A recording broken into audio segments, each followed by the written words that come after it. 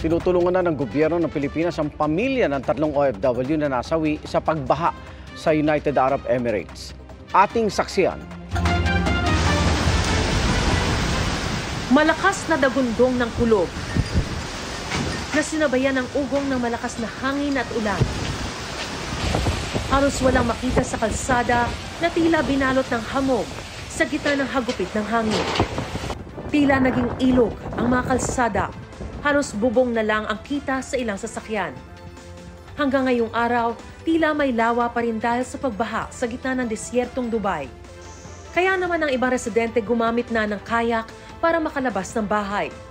Sa kuhang ito ng OFW na si Vincent Tambong, kita ang dami ng mga stranded sa kalsada, gayon din sa istasyon ng tren. Yung mga mabababang parte ng Dubai is napakahirap po kasi lalo na po yung mga mabababang lugar. Marami ding sasakyan yung mga tumubog eh. Ayon sa mga eksperto, malamang ay epekto ng climate change ang kakaibang panahong naranasan sa Dubai.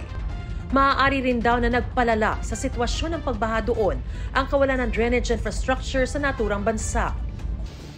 Ayon sa Department of Migrant Workers, 3 OFW ang nasawi dahil sa masamang panahon sa UAE.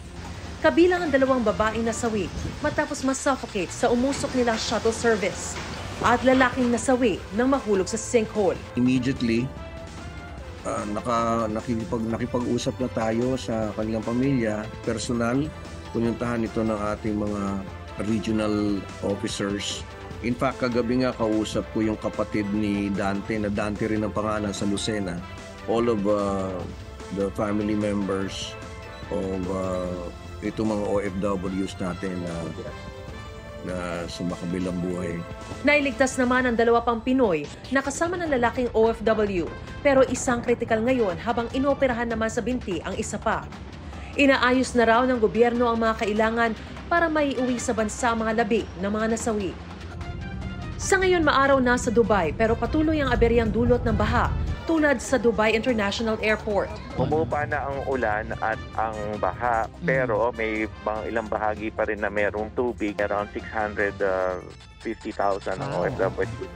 But in terms of yung affected, nagdi-distribute, nagsasagawa ng relief goods operation, distribution ngayon. Isa pa sa problema roon ang pagbalik sa trabaho dahil sa mataas na tubig sa maraming kalsada at establishmento gaya sa kainang ito. Mula noong Tuesday, wala po kaming tubig. And kagabi po, nawala na po kami ng kuryente. Lahat ito, pinahahakot itong mga baha na to para lang talaga makaligo. At nakaligo po ako sa kanila. Sabi ng OWA, handa sila mag-repatriate ng mga gustong umuwi sa Pilipinas pero wala pang nagpapaabot sa kanila ng intensyong umuwi sa bansa. Para sa GMA Integrated News, Mariz Umali ang inyong saksi. Mga kapuso, sama-sama tayong maging saksi. Mag-subscribe sa GMA Integrated News sa YouTube at para sa mga kapuso abroad, samahan niyo kami sa GMA Pinoy TV at sa www.gmanews.tv.